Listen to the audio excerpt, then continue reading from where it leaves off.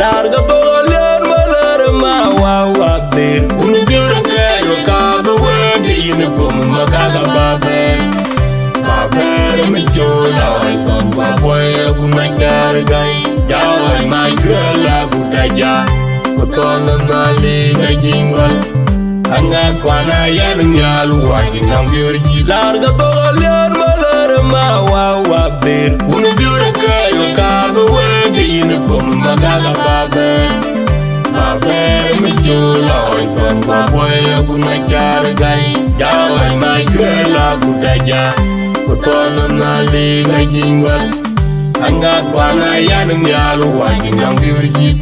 dur kwale biura tabai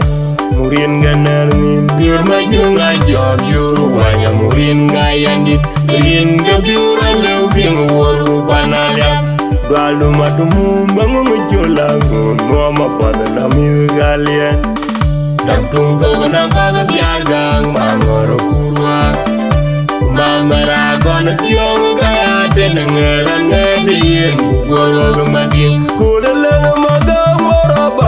tung Kularuna liar matong Alamunerin ngozu kudwan Magon didia Untuk kona dior ngebaike Berieri yung malamnya Kudalang magang wara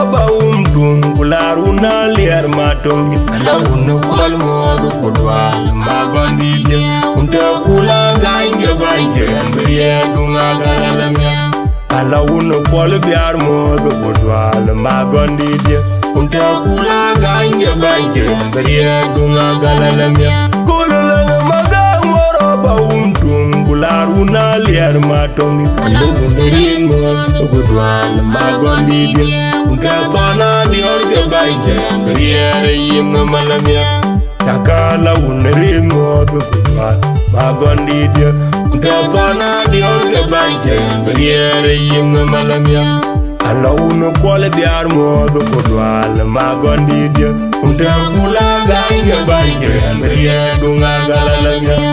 Wakaba koiram niana kwaya tona matu Anya deng manyengwan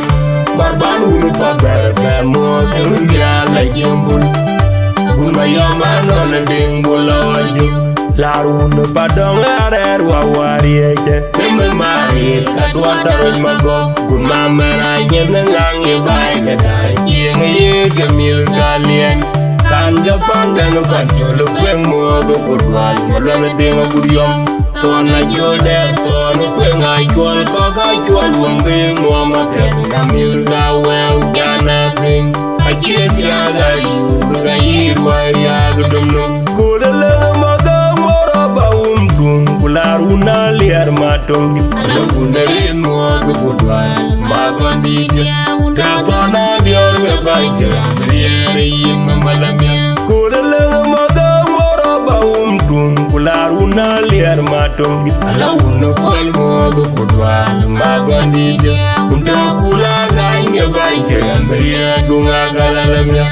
Alamun kwal biar mo Gudwan magon didia Unta kula ganja banje Beria dunga galalamya Kudalang magang wara untung Kularuna liar matong Alamunerin mo Gudwan magon didia Unta kona dior ngebaike Beria reyim malamya Takala unerin mo Gudwan magon didia Unta kona dior ngebaike Beria reyim malamya Alaunu kwale biar modu kudwal magon didia Unta kula ganja banje Beria dunga galalamya Kadir ko majona turu Wakanyi bayo wak Oye gadidu bana makwet Betul mading Kadir ko majona turu Wakanyi bayo wak Oye gadidu bana makwet Betul mading Tukumpi magalanya jatobai Awin tidak terbaik Mabara jangan delato Kekur macam dit